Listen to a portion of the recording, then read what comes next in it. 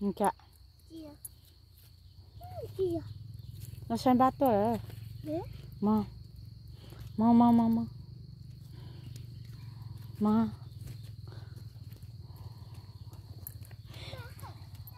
Lo cả tôi một cái thứ mà tịt sợ tạ khăn.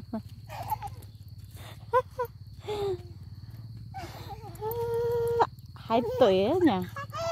Anh nhớ xong này một cái thứ mà tịt sợ tạ khăn. Tôi muốn là. Mà. Dạ.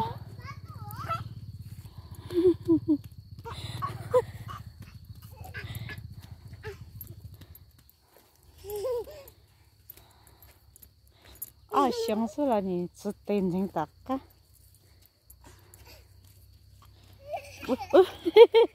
Salam một cái mà.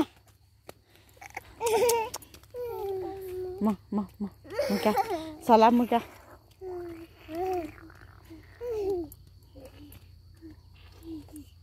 Một cái.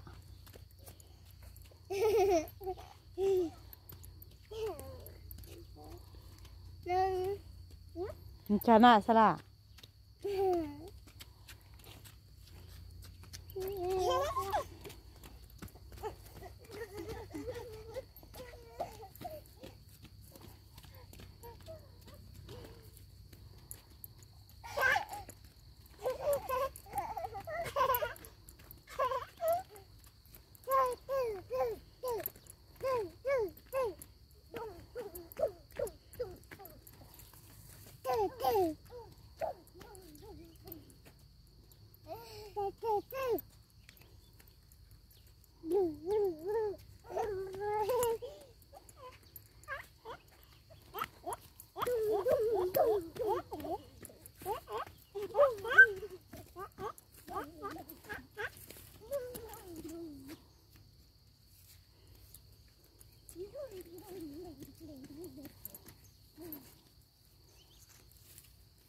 Cầm má chứ mấy nào?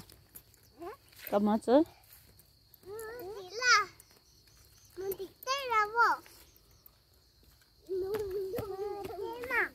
Ngoti mà? Ngoti nào?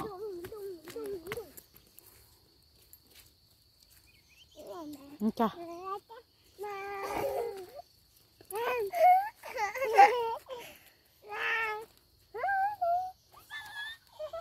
Ngka nè. Ngka. Mấy nó có hàng cái gì tao kia hết? Mấy là hàng cái gì hết?